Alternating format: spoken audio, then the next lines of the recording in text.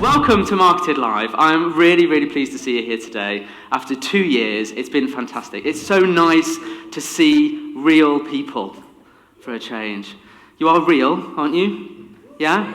Yeah, good. Because that ABBA, they've gone down the avatar route, haven't they? Which feels very COVID safe.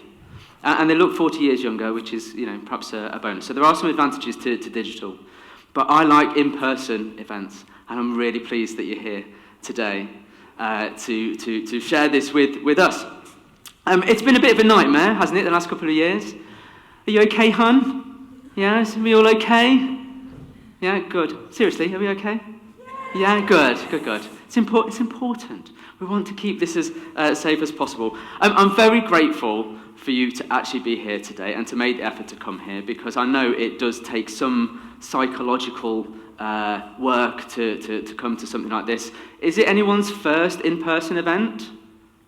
Yeah, quite a number. Okay, good. Well, I'm really pleased to see you here. I'm grateful to our speakers as well at the back of the room. In the cheap seats at the back, it's just because I'm going to make them walk.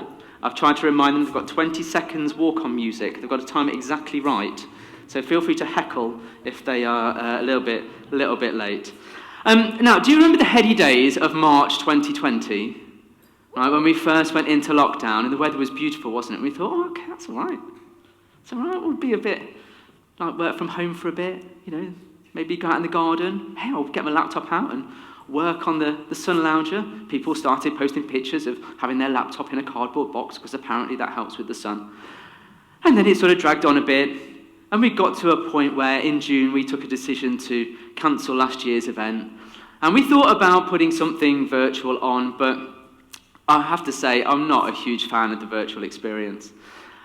Has anyone been to a virtual event and completed it? Yes. 2 people, 3 people. It wasn't good. It wasn't mine. No, because I don't do one. For me, there's just something about being together to share that knowledge that is best experienced in a room.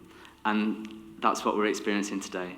So it feels like a milestone, however temporary it might be when we're allowed to be in person. Who knows what will happen over winter? I hope it's going to be fine.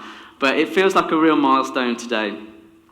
The great news is that as the event organizer, I get to choose who stands on this stage and who speaks and the topics that we cover, and I also get foresight of the sessions themselves. So obviously I've seen everything that you're going to see today, and you have made an excellent decision in turning up in person to experiencing it together with us today, because they are a fantastic group of people at the back, which was what's the word I'm looking for? Demonstrated last night in our little speaker dinner, where we were having some brilliant discussions about various topics. So you're going to all have involvement in that today. Fun stuff. We have some Instagram gift stickers for you. If you want to get involved in sharing your experience, then we've got gifts of all the speakers and a few extra bits as well if you want to post things and things like that. We've also got an Instagram lens on the go as well. Just search for Nottingham 2021 in the lens directory and you will be able to take some pictures with frames on there. Makes us look really clever. All this is down to Charlie over there. So big up Charlie on the Instagram lenses. Yeah. We can do that for you, actually, at Landmark Media, if you want to know how to do that. Okay, right. So, like I say, I'm really pleased that you're here today. Organising this has been quite interesting. But when we have thought about how we do this going forward, like most people, pivoting is a bit de rigueur, isn't it, in the pandemic. Everyone's sort of kind of changed things a little bit, and it's no different for us as well. We've now got the Marketed magazine, where you can share your opinions online. We've got live, we've also got stuff on demand, and we've got the podcast, which we hope we will bring back soon. But fundamentally, what this event is about is sharing information within the community. It's peer-led, community-led learning, and so we really value your opinions, and any contributions that you can make, we would really welcome that. So we're going to talk a little bit later about how you can do that for the magazine, for sure. Okay, now, every year I ask you what you think about marketing. And so this year is no different. And in July and August, we conducted our annual marketers survey and asked you where you see things, because things are probably going to be a little bit different going forward, how we do things. Lots of people's opinions have changed. Maybe people are doing slightly different things, different jobs. Maybe people are just working remotely all the time and all that kind of stuff. And so one of the things we wanted to find out was, what happens next? How do we look at marketing going forward? You'll hear a lot about the future and ideas from our brilliant speakers later on. But I wanted to know what you think. So I wanted to spend some time talking about the results of this survey so that you can get a good idea of what we will see here. So the first question that we asked, actually, was, what is your role? Now, we had 431 people respond to this survey, so I'm grateful if you responded to those. That means it's not the biggest of empirical research that's ever been done at all. It's slightly better than the Pan 10 commercials, where 8 out of 10 women just think it's brilliant. For a survey of like 12. But it sort of reflects really the audience that we have. And you can see here that one of the questions we asked was, what's your primary role? And 42% of people said their primary role is marketing, so they are actually marketing to somebody. Now, almost half of people said that they're in the CEO, MD, owner-manager role. And by that means it could be that they are the business owner and they have an interest in marketing. It could be that they are a consultant and they're in their own marketing business. They might be a freelancer, things like that. But basically everybody has something to do with marketing. Now, it does seem as though people aren't an overworked bunch, which is probably good. 72% of people said that they worked fewer than or the same as 35 hours per week, right? So not a particularly overworked bunch. It's interesting to note, actually, that this is less than what it was last year when we asked the same question. So people are working fewer hours this year than they were last year, which, I think there's some things we can look at there as to why that is, because it could be that people have just decided, actually, no, I need a work-life balance, or it could be that they weren't working last year, they were on furlough, or things like that, and obviously a lot of that has happened. But when we break it down in terms of those owner-managers aren't furloughed because they are working. And I think that this possibly reflects the fact that so many people consider themselves the owner, and also, of course, that there wasn't exactly a load of help for certain people from the government either, where there was for others.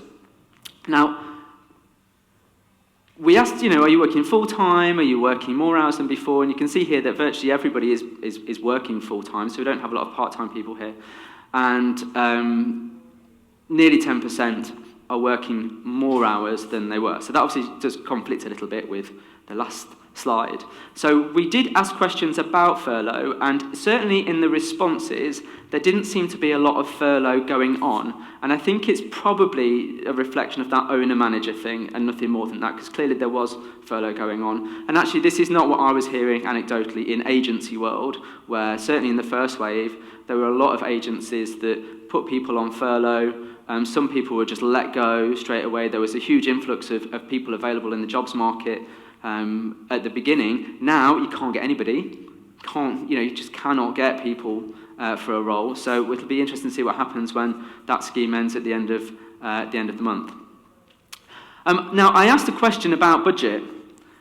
You didn't answer it because I hid the question on the survey, and so got 0 results. So I had to think of another way to ask the question. It's my bad, just my incompetence.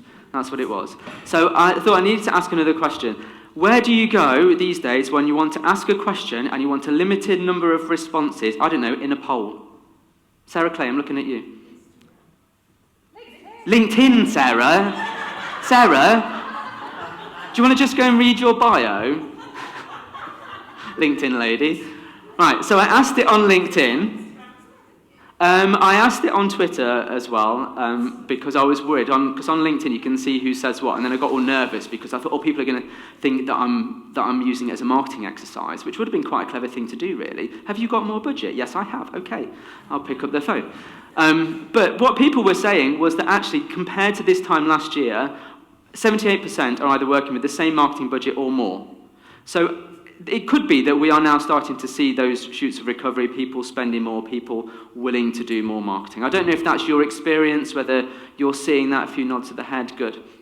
So that's positive. That's really positive, that hopefully that is there. Right. So what about where people are at the moment? Now, this is an interesting one because we really didn't talk about hybrid anything before, not really. And so we did ask this question last year, but the hybrid thing just wasn't, it's like a tiny thing because people didn't know what the term hybrid actually meant. But you can see here that only 16% of people are working in the office full-time, or that's that's where they're working all the time.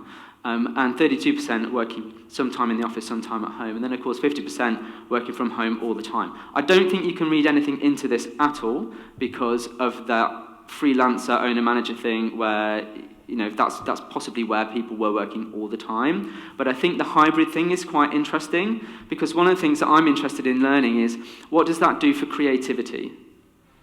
How do you work remotely? And what does that do to the level of creativity that you have in your output? And I know that there are people here that just work remotely and work with teams remotely and are very successful at it.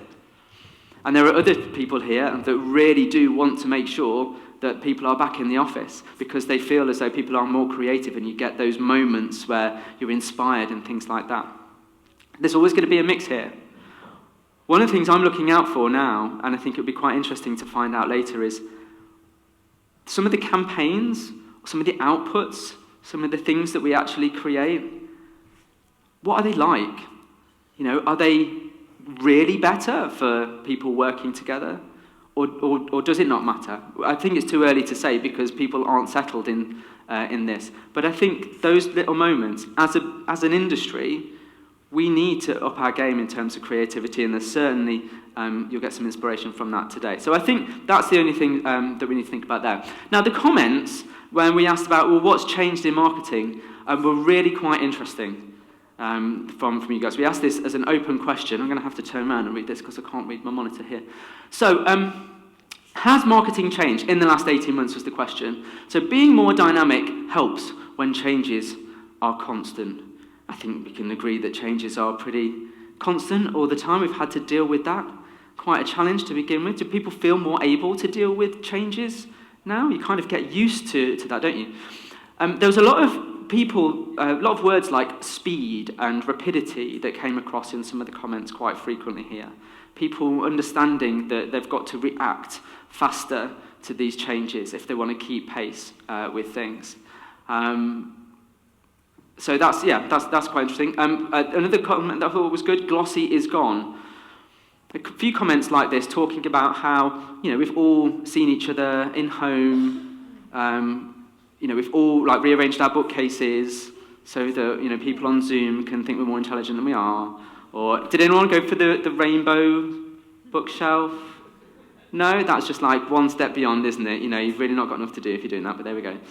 So we've done the backgrounds, and we've all seen each other in joggers or T-shirts and done business meetings in a more informal way. And maybe that's reflective in what our needs are. Maybe we don't need to see the pizzazz or whatever. Maybe that will come back in what apparently is going to be the roaring 20s. Maybe there'll be a reaction to that. Again, it's a bit too early to say at the end of 2021. I thought this one was interesting. Essentialism is key. Perhaps we are just in a time where, as consumers, as audience members, we just want the basics. We just want the minimum. We don't need all the faff. So there was a lot of talk in these comments about speed, change, adapting, being flexible with our marketing, and really kind of working hard to do that. Now, if you if you watched Marketed Light last year, our online little learning package that we did, and you watched my session, I talked about something called marketing plasticity, the idea that we do have to be more flexible and adaptive. So, I don't want to say I told you so, but, I told you so. Other comments, these are quite interesting as well. I think people see through marketing now. Ooh, maybe we have to unlearn what roles and responsibilities marketing and marketers have to the world. We're so important. I think this idea of understanding what our responsibilities are is interesting because again, mainly from the discussion we had at the dinner table last night, that was really interesting. But this idea of unlearning, that maybe we have to unlearn some of our old methods, the things that worked before, maybe they won't work now. Again, another reason why it's good that you're here today. More and more is required from marketing these days. If you just work in a small team, or it's just you, you're expected to be an expert in everything. Anyone feel that? Yeah, there's a few people. Yeah, and we've got similar comments about this idea that if a team is reduced, there's more emphasis on you, and suddenly you're expected to know absolutely everything. I think this is a reflection of the increasingly divergent channels that exist now. I can't see how it's possible to be an expert in absolutely everything. But I think collaboration becomes important then. Who do you know? Who do you know that's the expert that you can bring in? How can you work with their knowledge and their expertise to really maximize the output, maximize the reward that you get for that campaign? So again, can you do that remotely? Yes. Can you do it in person? Yes, of course. Now, one thing, if we're talking about speed, one thing that was really quite fascinating, I thought, was some comments on the difference between consumer behavior and business buyers. Now, a few people mentioned changes in behavior. Lots of people mentioned things like tone, and we've got the human-to-human, people-to-people marketing idea that's been around for a while.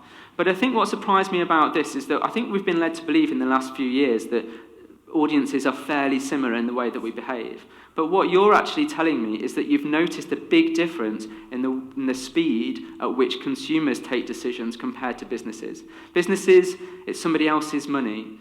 There's maybe bigger consequences, more people involved. Consumers, now, we can just see an ad, swipe up, tap buy, it's done.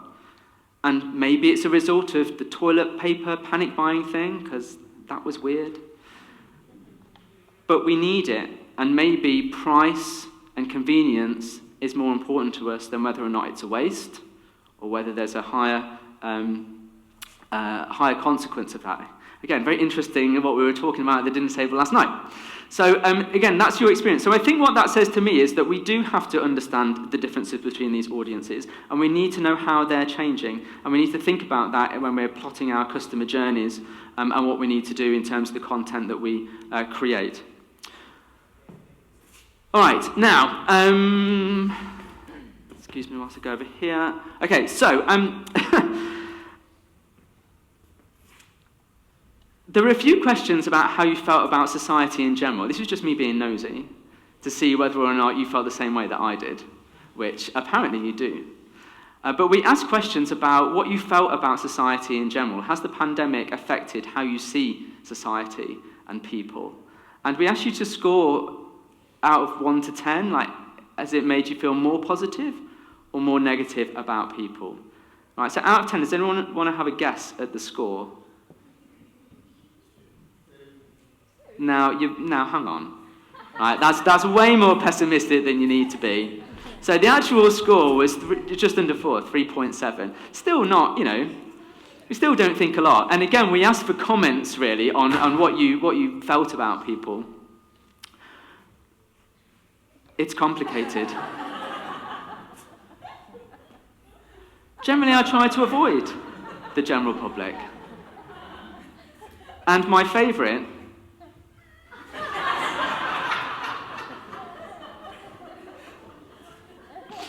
we love our audiences. There were some more positive comments. One person out of 431 scored a 10. Yeah, they said people seem calmer and more focused. This person is having a very different pandemic to me.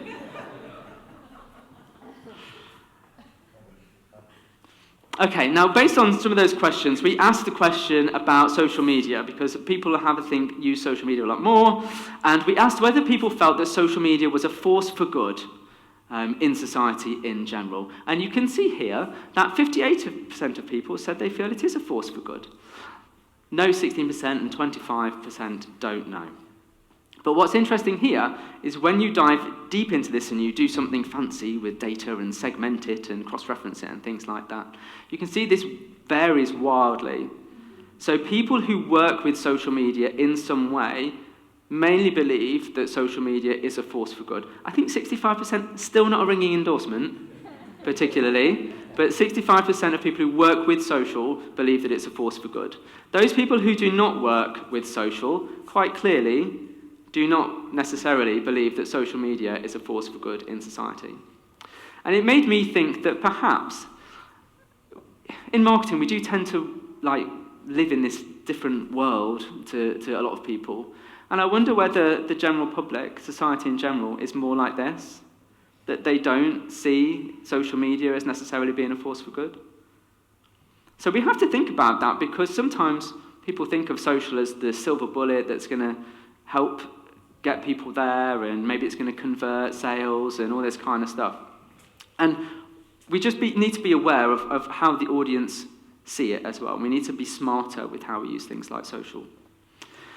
Another question we always ask every year is, what's the best? What's the best thing for certain types of activity? So we've asked this question consistently over a couple of years, and in terms of what you think the best channel you're getting results from, here are the results for 2021. So you can see, in terms of brand awareness, social media is still the best channel, according to you, for brand awareness, getting the message out there. I mean, it makes sense.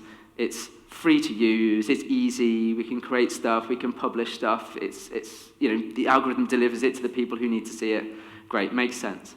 ROI, return on the investment of the time and money that you spend. People are saying that email represents the best return on the investment. Getting some nods here, good. But what's interesting about that one is that this year, paid social media ads, came quite a close second to email, where it wasn't close before. So that's positive there. And then sales. Now this is quite interesting. So sales, people are saying the best channel for conversions at the moment is email compared to social media. How's everyone feeling about email? Positive? Yeah, lots of thumbs up. Yeah, I think my experience from working with different companies and talking to people and seeing how many people now have an email newsletter, this definitely tells me that people feel as though that is contributing positively to sales conversion. So again, we need to adapt what we do, think about our methods, change where we need to, and understand where that's going. And that's obviously a bit of a challenge, so we asked you, what are your challenges at the moment? And here's, can you say it? Yes, you can. What is your greatest challenge at the moment in marketing? We specified. It wasn't like, I haven't got enough toilet paper or whatever. You can see here, not surprisingly, 25% of people, a quarter of people wanting to resolve a challenge about getting the right customers and audiences there. Reduce marketing budgets is potentially an issue. Adapting to new customer buying habits. Well, again, that mirrors what we've just talked about. Dealing with new working practices, and then learning new skills as well. People understanding that this is a time where they need to adapt what they do for their own knowledge. Now, we did actually ask you, what was the one skill that you didn't have that you wish you did have? And most people said SEO, which is typical because I've got nothing for you on SEO today. So can't help you. Should have come last time, if you weren't here last time, because that's when we did an SEO session. That's quite interesting. I've forgotten where we are. Right, so we asked, what does the future look like? Right, where is marketing in 5 years' time? What do you think? Because we do need to be positive and look to the future, don't we? And I asked this for 5 years because I wasn't convinced that human civilization would be around by 2030. So we'll go with 5 years. And you can see, once again, your comments really on it. I don't know, I thought you had it. Right, now this one is quite fancy. Let me read this. All marketing strategies are working towards net zero, with at least 75% of outputs being carbon neutral. So I don't know what you make of that, but that's obviously quite a big objective to have. And what I do like here is this bit at the end where it says, doing stuff not as campaigns, but as underwritten values. It goes with this idea that maybe consumers see through marketing, and that really you want to be matching what people are thinking. People don't need to, well, they do need to be sold to, but that the values that a company has and articulating these values might be more important than the campaigns that we're running. And you can see here, consumers are extremely jaded to anything deemed corporate-driven They're on the lookout for underhanded tactics. What have we got there? Marketing that works better is transparent and honest, deeply integrated with what consumers need. I mean, I think we've always known that, right? But we seem to be at this point where things are changing and we're looking to the future and we're thinking, what is better? How do we do better marketing? How do we ensure that what we do isn't shady or underhanded? What we do know about marketing in the future is that it will probably continue to be further up its own arse, most likely. We all know it. We all know it. Let's just embrace it for what it is. We all know that that is true. So, I don't know what you make of that. I think it's quite interesting to ask some questions every year and see where people are in terms of their thinking of marketing and what they want to do. It's always going to change. That's why this event, in my opinion, is so great, because we get to discuss these ideas, and that's what it is. It's a series of ideas from some brilliant speakers that will make you think and hopefully allow you to form some of those opinions going forward. We will find a way to put this out to you so you can take from it what you will. You can create a few posts, or you can write about it, or you can argue about it. I don't really mind, but we'll find a way to do that and get that out to you. Otherwise, that's all my bit. Thank you for listening to me.